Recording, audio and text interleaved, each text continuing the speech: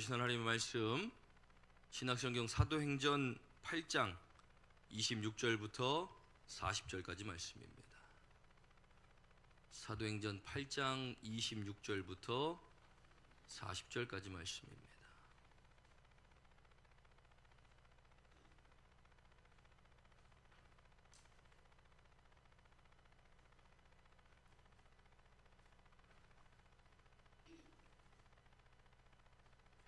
함께 봉독합니다. 사도행전 8장 26절부터 40절까지 말씀입니다. 주의 사자가 빌립에게 말하여 이르되 일어나서 남쪽으로 향하여 예루살렘 가서 가사로 내려가는 길까지 가라 하니 그 길은 광야라. 일어나 가서 보니 에디오피아 사람 곧 에디오피아 여왕 간닥의 모든 국고를 맡은 관리인 네시가 예배하러 예루살렘에 왔다가 돌아가는데 수레를 타고 선지자 이사야의 글을 읽더라. 성령이 빌립더러 이르시되 이 수레로 가까이 나아가라 하시거늘 빌립이 달려가서 선지자 이사야의 글을 읽는 것을 듣고 말하되 읽는 것을 깨닫느냐 대답하되 지도해주는 사람이 없으니 어찌 깨달을 수 있느냐 하고 빌립을 청하여 수레에 올라 같이 앉으라 하니라. 읽는 성경 구절은 이것이니 일러스되 그가 도살자에게로 가는 양과 같이 끌려갔고 털 깎는 자 앞에 있는 어린 양이 조용함 같이 그의 입을 열지 아니하였도다. 그가 굴욕을 당했을 때 공정한 재판도 받지 못하였으니 누가 그의 세대를 말하리요 그의 생명이 땅에서 빼앗김이로다 하였거늘 그 네시가 빌립에게 말하되 청하건대 내가 묻노니 선지자가 이 말한 것이 누구를 가리킴이냐 자기를 가리킴이냐 타인을 가리킴이냐. 빌립이 입을 열어 이 글에서 시작하여 예수를 가르쳐 복음을 전하니 길 가다가 물 있는 곳에 이르러 그 네시가 말하되 보라 물이 있으니 내가 세례를 받음에 무슨 거리낌이 있느냐. 이에 명하여 수레를 멈추고 빌립과 네시가 둘 다 물에 내려가 빌립이 세례를 베풀고 둘이 물에서 올라올새 주의 영이 빌립을 이끌어간지라. 네시는 기쁘게 길을 가므로 그를 다시 보지 못하니라. 빌립은 아소도에 나타나 여러 성을 지나다니며 복음을 전하고 가이사랴에 이르니라. 아멘. 오늘도 말씀의 은혜가 되시길 간절히 축원합니다. 이 사도행전은 예수님이 승천하시고 성령 받은 예수님의 제자들이 어떻게 복음을 전했는지를 기록한 말씀입니다. 우리가 왜 새롭게 사도행전을 써내가야 하느냐. 우리의 삶은 이제 그냥 살아가는 삶이 아니라 사도행전은 28장에서 끝났지만 우리의 삶은 사도행전 29장의 삶을 살아가야 한다고 말하는 이유는 우리도 그렇게 부르심을 받았고 하나님께서 우리에게 원하시는 삶도 우리가 성령을 받고 복음을 전하기 원하시는 삶이기 때문에 우리도 이 사도들의 삶처럼 제자들의 삶을 살아가야 한다는 것입니다. 전도의 달 10월을 맞이해서 첫 번째 주는 삶으로 하나님을 드러내며 증거하는 우리들의 삶, 그리고 두 번째는 이제 어떻게 전도해야 할 것인가인데 우리는 전도의 방법이 여러 가지가 있습니다.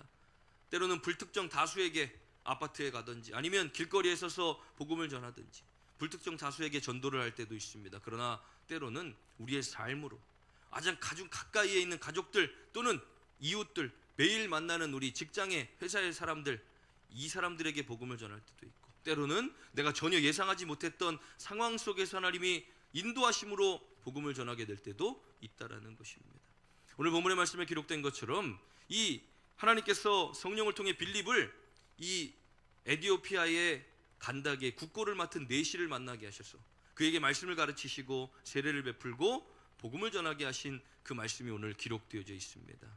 우리가 복음을 전하는 것, 우리의 사명입니다. 하나님이 우리를 교회로 세우시고 이 교회가 내가 이 땅 가운데 세워져서 이 가정 가운데 세워져서 이 직장 가운데 세워져서 하나님의 교회로서의 역할을 충분히 감당하기를 원하신다는 것입니다. 왜냐하면 우리가 하나님의 교회이기 때문에 그리스도가 머리가 되시고 우리는 몸이 되어 이 땅 가운데 그리스도의 복음을 전하는 삶을 살아가는 것이 믿는 자들의 사명이라는 것입니다. 그래서 우리는 모이면 기도하고 예배하며 흩어지면 전도하는 것이 우리의 사명이 되어져야 합니다. 그런데 우리는 과연 무엇을 가지고 복음을 전할 것인가? 만나서 대화 나누는 중에도 일상적인 대화를 하는 것 같지만 그러나 그 중에서도 성령의 인도하심을 따라 다시 말씀 가운데로 들어와야 되고 그들을 위해서 기도해 줘야 하며 그리고 그들을 성령의 인도하심을 통하여 바르게 세워가고 또 이렇게 오늘 본문의 말씀처럼 성경을 읽어도 알지 못하는 사람들에게 말씀을 전하여 다시 그 뜻을 알려주는 것. 그것이 우리의 사명이 되어져야 한다는 것입니다. 그렇기 때문에 우리는 첫 번째로 말씀을 읽고 묵상하는 삶을 살아야 합니다. 요즘은 말씀의 홍수의 시대에 살아갑니다. 유튜브에, 인터넷에 보면 정말 너무나 훌륭한 목사님들의 설교가 매 시간 매일매일 쏟아져 나옵니다. 그렇게 말씀이 풍요로운 시대를 살아가면서도 문제점은 무엇이냐? 듣는 것은 좋아하지만 읽는 것은 가까이 하지 않는다는 겁니다. 말씀을 읽어야 하나님께서 우리에게 주시는 그 말씀들을 깨닫게 되고 하나님의 뜻을 알게 되는데, 말씀을 읽기가 힘들고 또 귀찮고 또 듣는 것이 훨씬 수월하기 때문에 계속 틀어놓고 듣기는 하지만 그 안에서 내가 하나님의 말씀을 붙들고 묵상하며 씨름하지는 않는다는 겁니다. 오늘날 그리스도인들의 문제점, 그렇기 때문에 우리가 어떤 말씀이 진짜 하나님의 뜻인지 어떤 말씀이 진리인지를 분별할 수조차 없게 된다는 것입니다. 그러니 이단들이 막 떠드는 소리에도 귀를 기울이게 되고 이게 맞는 건가? 미혹당하게 돼요. 아무리 설교 말씀을 많이 들어도 우리가 말씀을 읽고 묵상하는 것만큼의 깊이는 있을 수가 없다는 겁니다. 왜냐하면 읽고 묵상하고 그것을 붙들고 기도할 때 하나님이 우리에게 주시는 분명한 뜻과 메시지가 있기 때문입니다. 말씀을 읽다 보면 우리가 설교는 창세기부터 요한계시록까지 하기는 하지만 그 부분 말씀이지 전체적인 말씀을 가지고 하지 못합니다. 그러나 읽다 보면 내가 미처 그동안 읽지 못했던 것, 아니 분명히 들었음에도 불구하고 내가 다시 읽다 보면 새롭게 깨달아지는 말씀들이 분명히 있습니다. 그렇기 때문에 우리는 말씀을 붙들고 계속 씨름해야 합니다. 놀라운 것은 설교 준비를 하다 보면 어떤 본문을 말씀을 기도하다 정하고 이제 말씀을 준비합니다. 주석도 찾고 해당 서적도 찾고 이런저런 자료들을 찾아서 봅니다. 그런데 아무리 주석을 읽어도 도대체가 무슨 말씀인지를 모를 때가 있습니다. 그럴 땐 주석을 덮어놓고 말씀을 가만히 묵상하면서 기도합니다. 하나님, 나 도대체가 주석을 읽어도 무슨 말씀인지 모르겠는데 여기서 하나님이 하시고자 하신 말씀이 무엇입니까? 왜 이 말씀을 주셔서 무엇을 깨닫기 원하십니까? 조용히 묵상으로 기도하다 보면 그 말씀 가운데 하나님이 주시는 분명한 메시지가 거기에 들어있는 것을 발견하게 됩니다. 말씀을 읽는 건 너무나 중요합니다. 오늘 본문의 말씀에 보면 이 빌립이 간닥의 이 내시를 만나서 무슨 얘기합니까? 예루살렘까지 예배하고 돌아가느라 얼마나 수고가 많습니까? 이 수레를 타고 가는 길 참 어렵겠습니다. 근황적인 얘기를 하는 것이 아니라 그가 읽는 말씀을 듣고 네가 읽는 것을 깨닫느냐라고 물어봅니다. 그건 무슨 말입니까? 읽는 건 이해가 되니? 근데 간닥의 이 내시가 뭐라고 말합니까? 아니 가르쳐주는 사람이 없는데 어떻게 압니까? 그러니 빌립이 올라앉아서 그 말씀에 대해서 풀어서 해석해 주는데, 우리가 말씀을 읽지 않으면 그 말씀이 어떤 말씀인지를 어떻게 압니까?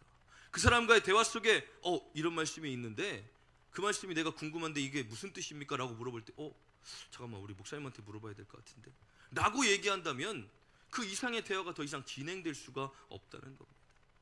제가 예전에 고등학교 때 잠깐 동안 공부를 가르쳤던 선생님이 서울대 선생님이었습니다.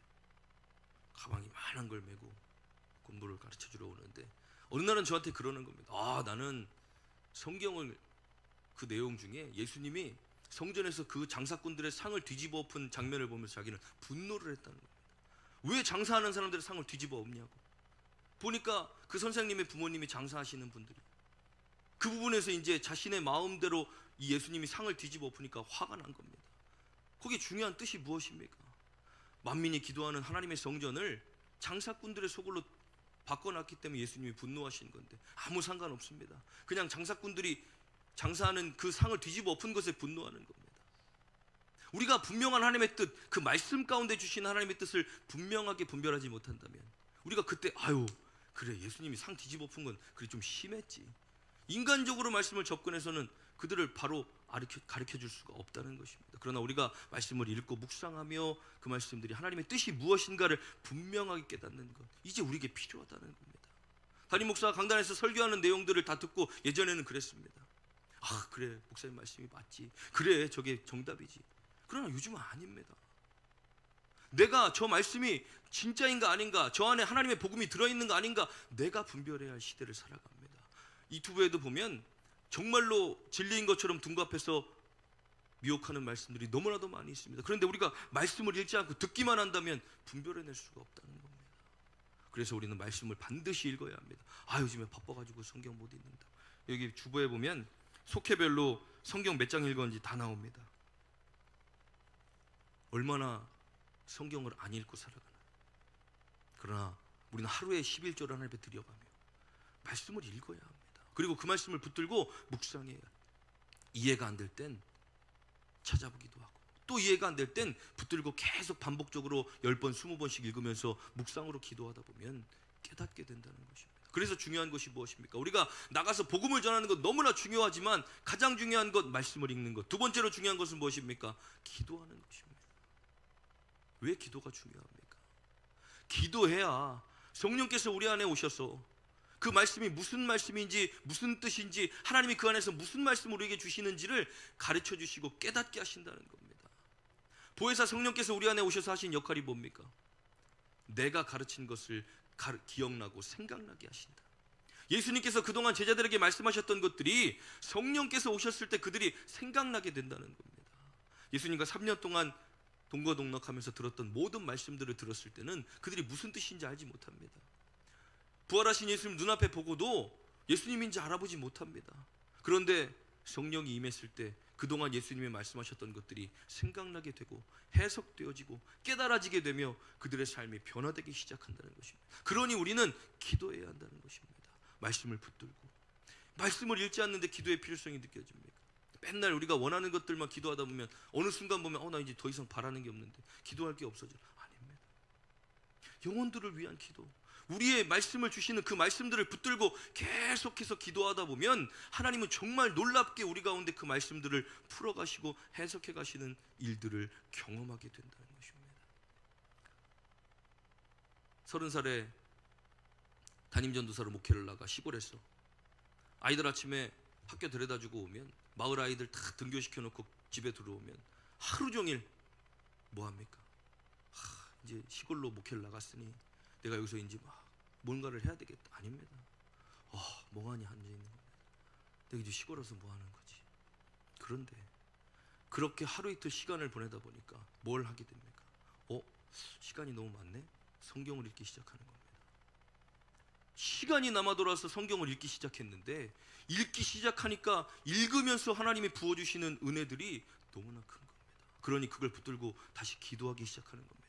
그랬더니 읽을 때마다, 기도할 때마다 하나님이 그 말씀 가운데 놀라운 것들을 보여주고 풀어주기 시작하시는데, 분명히 30년 동안 예수 믿었고 설교를 들었고 예수님 안에 살아간다고 했는데 정말 말씀을 읽고 기도하면서 느껴지는 놀라운 것들이 새롭게 다가오며 너무나 놀라운 것들을 경험하기 시작하는 겁니다. 그러면서 무엇이 들리지? 이제는 하나님의 음성이 들려지기 시작합니다. 규서가 이런 음성이 아니라 말씀을 통해서 생각나게 하시고 깨닫게 하시고 나를 바른 길로 인도하시고 하나님의 뜻을 깨닫게 하시며 만남을 통하여 하나님의 일들을 이루어 가시는 것들을 깨닫기 시작했다는 것입니다. 말씀과 기도가 우리의 삶에 얼마나 중요합니까? 기도하지 않고 말씀만 읽는다고 됩니까? 우리의 지식만 높아지지 거기에 하나님의 능력은 나타나지 않습니다. 말씀을 읽지 않고 기도만 한다고 능력이 나타납니다. 아무리 기도해도 하나님 말씀하시는 음성이 우리 가운데 들려지지 않는다면, 말씀으로 말씀하실 때 우리가 말씀을 모른다면 그게 하나님의 음성인지조차 분별할 수가 없게 된다는 것입니다. 하나님께서 사무엘을 부르실 때 사무엘아, 사무엘아. 엘리야가 저 왜 부르셨어요? 아니야, 나도 안 불렀어. 가서 자라. 사무엘아, 사무엘아.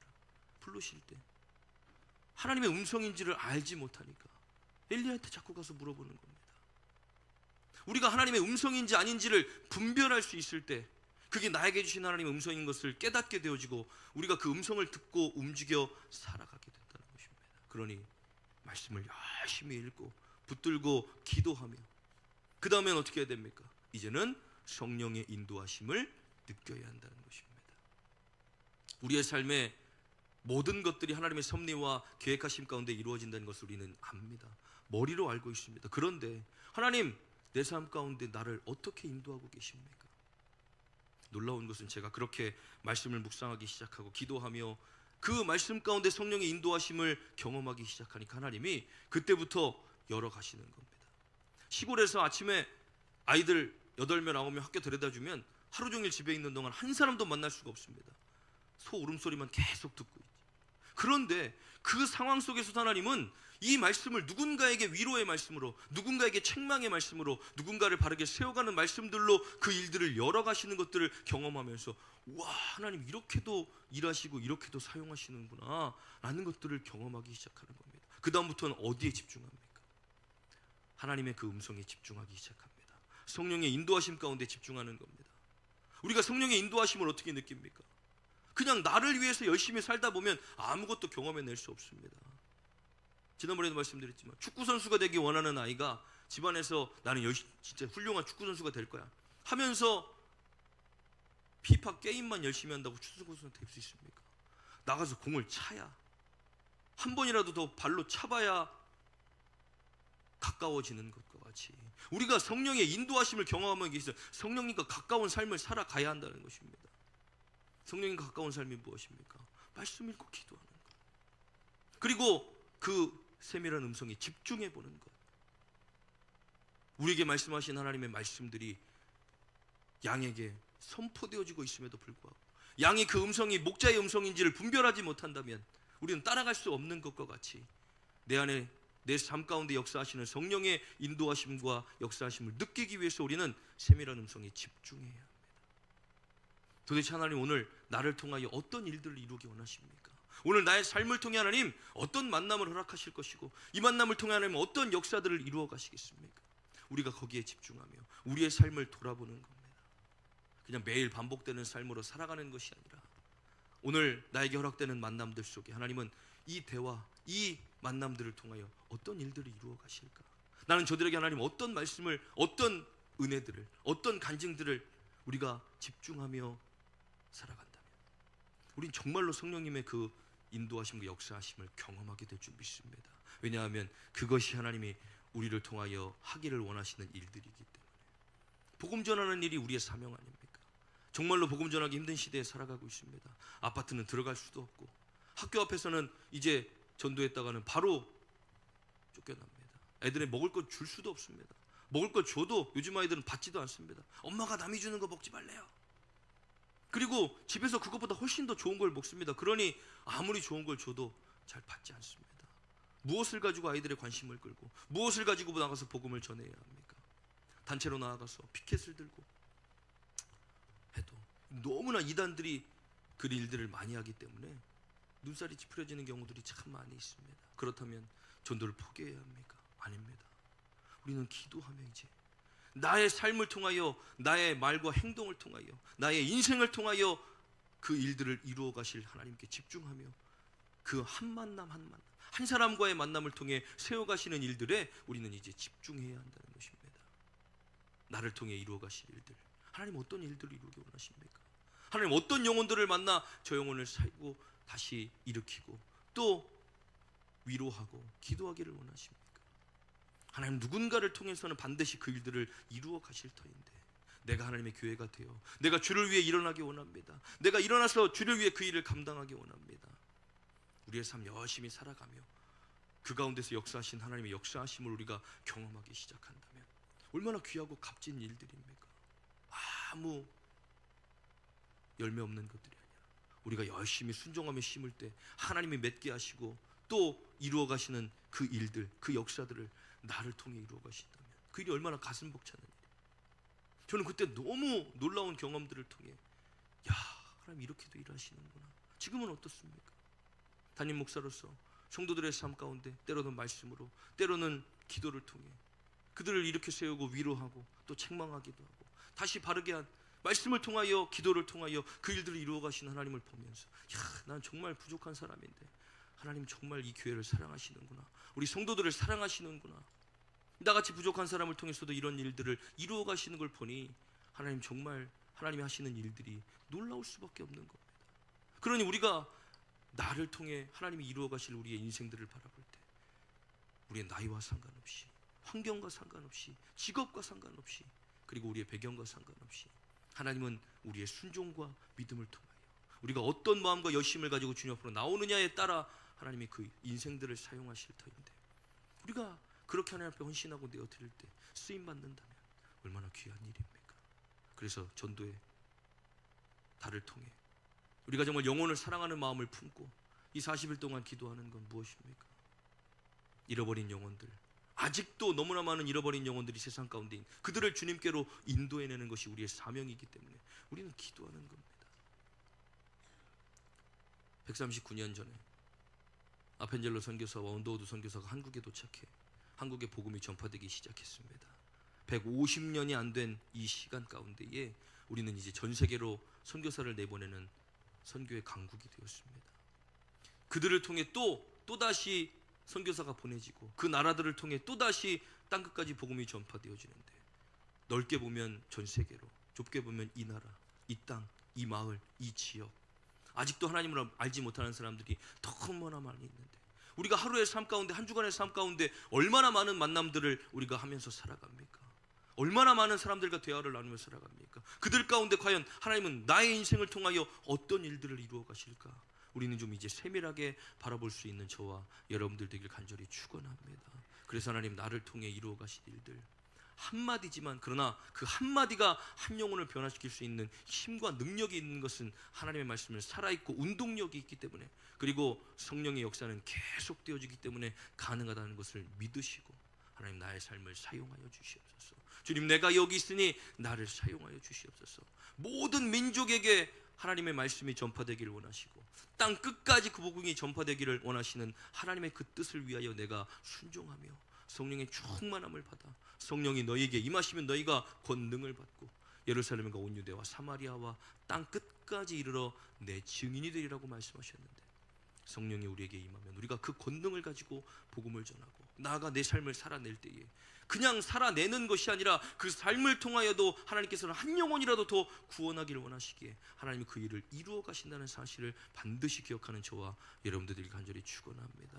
내가 그냥 나를 위해 내 삶을 살아갈 때는 보리떡 5개, 물고기 2마리가 어린아이의 손에 들려진 도시락, 자기 혼자만 먹을 수 있는 한 끼의 식량밖에 되진 않지만, 그러나 그게 주님 손에 들려질 때 4,000명, 5,000명, 10,000명까지도 먹을 수 있는 놀라운 능력이 나타날 수 있는 것.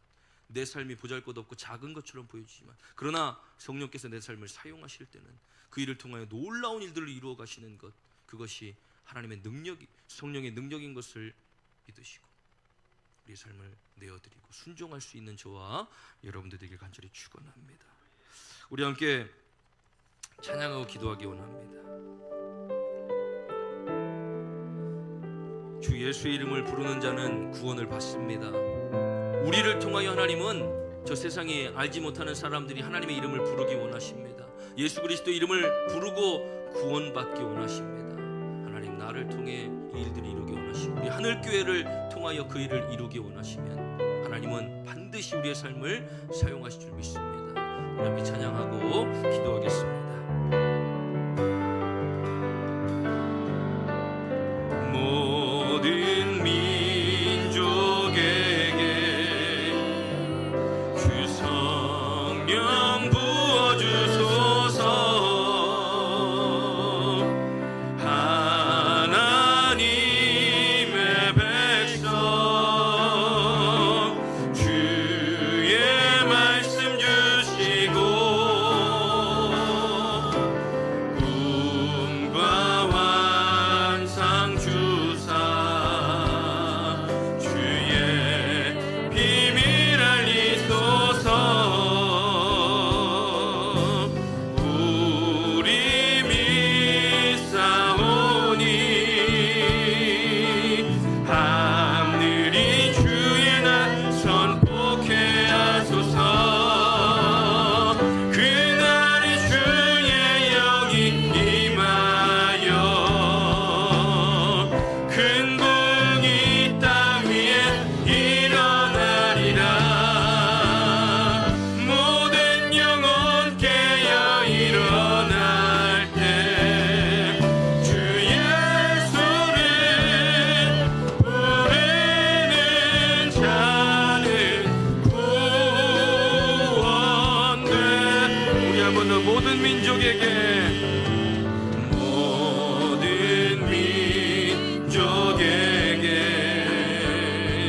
주 성령 부어주소서. 하나님의 백성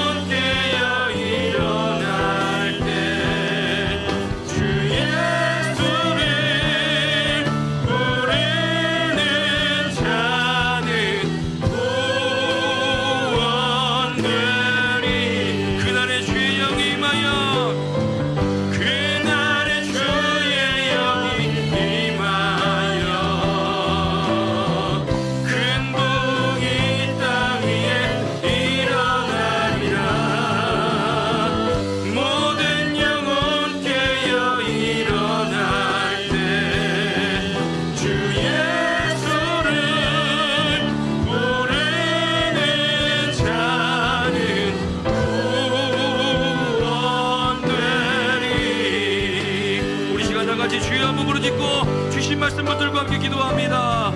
주여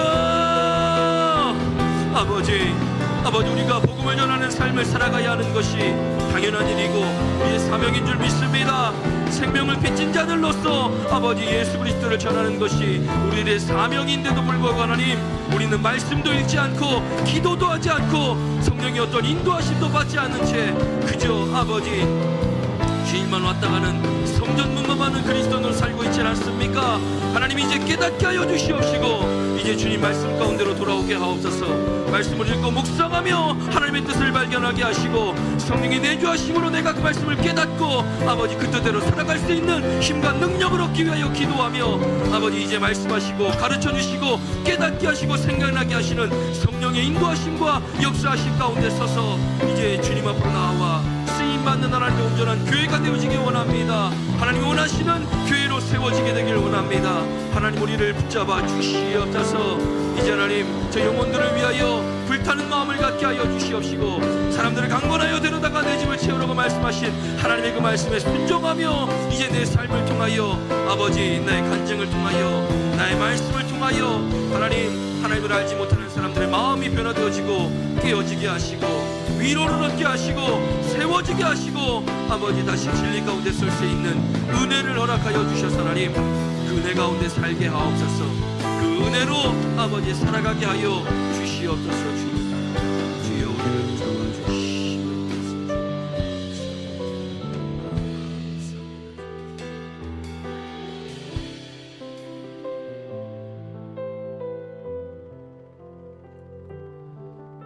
하나님 감사합니다. 우리에게 사명을 분명히 주셨고 그 사명을 가지고 살아가야 하는 삶이 우리들의 삶인데도 불구하고 하나님, 우리는 가장 큰 생명을 빚졌음에도 주를 위한 삶을 살아가지 못하고 있다면 하나님, 말씀을 통하여 우리의 마음을 뜨겁게 하여 주시고 이제 영혼들을 향한 불타는 마음들을 갖게 하여 주셔서 그 영혼들을 위하여 기도하게 하시고 말씀 가운데로 기도 가운데로 그리고 성령의 인도하심으로 말미암아 우리의 삶을 살아나아가 보내시는 곳에 부르시는 곳에 만나게 하시는 곳에서 우리가 주님을 증거하고 복음을 전할 수 있는 우리들의 삶이 되게 하여 주시옵소서. 말씀을 읽을 때마다 깨닫게 하시고 그냥 넘어가지 않고 붙들고 기도할 때 하나님, 분명한 하나님의 뜻을 발견할 수 있는 우리들의 삶이 되게 하여 주시옵소서. 붙잡아 주시고 우리의 삶을 통하여 귀한 일들을 이루어가기 원하시는 줄 믿고 우리가 나아가 살아가는 우리들의 삶이 되도록 주님 인도하여 주시옵소서. 오늘도 주님 앞으로 나올 때에 그냥 나오지 아니하고 마음과 정성을 다하여 귀한 예물 올려드립니다. 하나님, 기쁘게 받아주시옵시고 하늘의 신령한 복, 땅의 기름진 복으로 충만하도록 채워주시옵소서. 11조 예물 드리는 사랑하는 성도들 기억하시고 하나님 것을 구별하여 하나님께 올려드립니다. 하나님 기뻐 받아주시옵시고 하나님, 쌓을 곳이 없도록 축복하시겠다고 약속하신 하나님의 축복의 약속이 이루어지는 복된 삶이 되게 하여 주시옵소서. 감사 예물 드리는 사랑하는 성도들 기억하시고 하나님, 감사하며 주님 앞에 예물 올려드립니다. 하나님 기쁘게 받아주셔서 하나님, 저들의 삶에 더 많은 감사와 기쁨이 넘치는 복된 삶이 되도록 하나님 축복하여 주시옵소서. 선교 예물 드리는 사랑하는 성도들 기억하시고 하나님의 나라를 위하여 귀한 예물 올려드립니다. 하나님 기쁘게 받아주시옵시고 사용되어지는 선교지와 교회 위에 놀라운 사랑과 은혜를 더하여 주셔서 하나님, 선교사님들과 목사님들의 사역과 건강 가정을 지키시고 인도하시며 하나님의 나라가 확장되어지는 은혜가 있게 하여 주시옵소서. 건축 예물 드리는 사랑 성도들 기억하시고 하나님의 아름다운 성전을 위하여 귀한 예물을 올려드립니다. 하나님, 이 예물 기쁘게 받아주셔서 하나님, 사용되어져 이 아름다운 성전이 아름답게 유지되고 보수되어질 때에 하나님, 이것에 올려드린 예배와 찬양과 기도를 가장 기쁘게 받아주시옵소서. 주일헌금, 속회헌금, 일천번제, 그리고 기도의 감사헌금, 그리고 소원 예물 하나님 앞에 올려드립니다. 하나님, 이 땅 가운데 쌓아두지 않고 하늘에 쌓아두니 그 누구도 해하지 못하는 하늘의 귀한 보물 되게 하여 주시옵소서. 오늘도 여러 가지 문제와 아픔, 질병들 가지고 나온 사랑하는 성도들 가운데 하나님, 놀라운 치유의 역사를 더하여 주시고 근심과 걱정과 염려에서 벗어나는 자유함을 허락하여 주시옵소서. 우리 하나님께 모든 성도들의 삶이 머리가 되게 하시고 꼬리가 되지 않으며 위에 있고 아래에 있지 않고 꾸어주되 꾸임받지 않는 복된 삶을 살게 하실 줄 믿사오며 드리지 못한 사랑하는 성도들 그들에게도 동일한 은혜 허락하시며 즐겨 드릴 수 있는 믿음과 상황도 허락하여 주시옵소서. 붙들어 주실 줄 믿사오며 감사드리며 예수님의 이름으로 축복하며 기도하옵나이다. 아멘.